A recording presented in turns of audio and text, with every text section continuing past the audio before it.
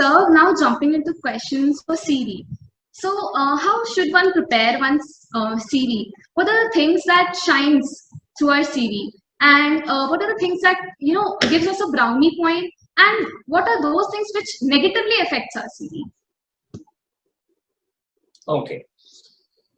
So let's understand, what does a CV do? A CV is a document which reaches the potential employer first. It represents the candidate, it represents the individual. And a CV's job is to make the person curious enough to meet you. So for example, if Meera's CV is to reach someone, they should look at the document and say that, oh my God, I want to meet this girl. I'm curious to meet. If Payal's CV reaches someone, they should say, yes, this document stands out and I want to meet. Now, once we understand this, then we can start working on a document which basically says that how can I, at every step, how can I make the reader decide to meet you? So this is the fundamental premise of a CV. What happens next is you have so much to write in a CV. There's so many things. Every time you write something, the question you should ask is that, is this thing going to help the person decide or make a decision, a favorable decision in meeting me? So for example, if I write the name of the school that I've been to, so if I went to Government Patel Senior High Secondary School. Now, is this name relevant? Is this name actually making a difference? You know, we all take a lot of pride. I did an engineering project on the fatigue crack growth behavior of heat-treated steel. Now, when I'm applying to a company, and that company is not into steel making, that company has no business of steel making, I don't need to mention this. They are not interested in knowing what did I do as in my project. It is not a decision-making point. Imagine you are a part of SPARC, for example, and the society that you are a part of. We all take a lot of pride in saying that I am the treasurer at SPARC, I am the marketing manager at SPARC, I am the PR manager, or I am the president at SPARC. You know, college societies, how their names are. My college had societies, like the festival was called Nitrutsav. A college in Mumbai has something called Ruha. IIT Kanpur has something called Antaragni. Imagine somebody sitting in Bombay reading that you were the president of Antaragni or the chief coordinator of Antaragni. Doesn't mean anything to them. But if you say that raised 30,000 rupees for my college society, what you are saying is that I could raise 30,000 rupees. And if I can raise it for my college society, I can raise it for anyone. You're talking about yourself.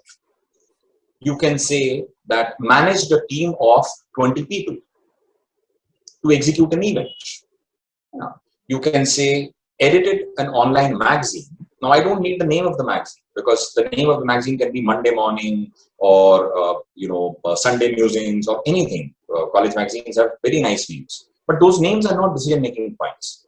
The decision-making point is that I have edited a magazine which had a readership of 3,000 per month.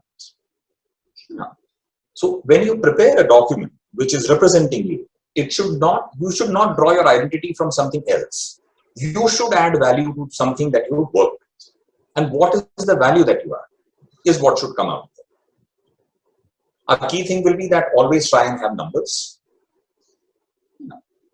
So a readership of something, raised so much money, impacted so many lives. So people say that I work with Enactus. It's a society which works with the people at weaker end of the society.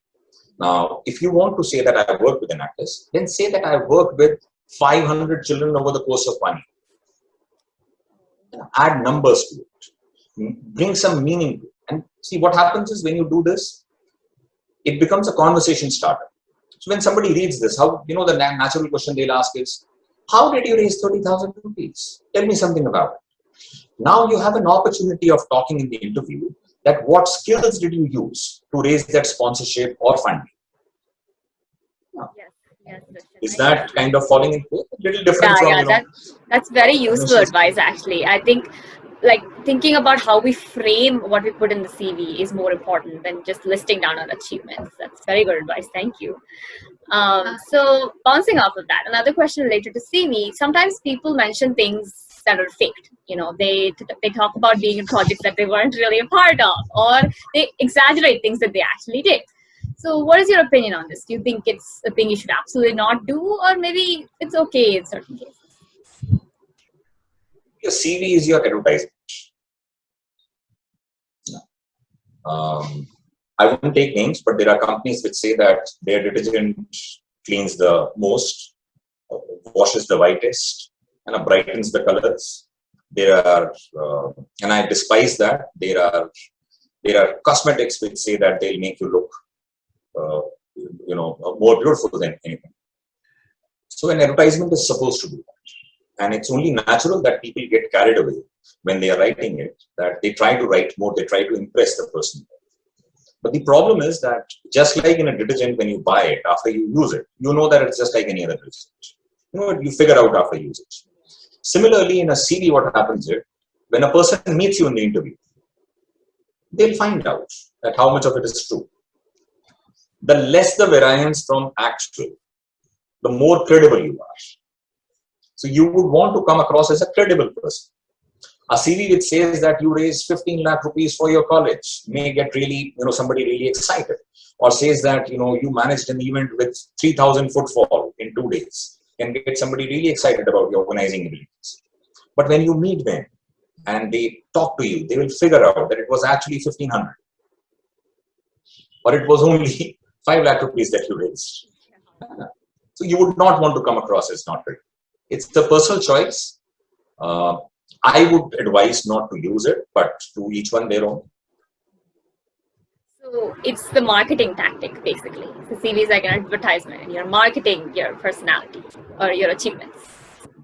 You are, but you can't get away with it. You need to realize that. You can only fool for a very short time. You can't really fool people for a long time.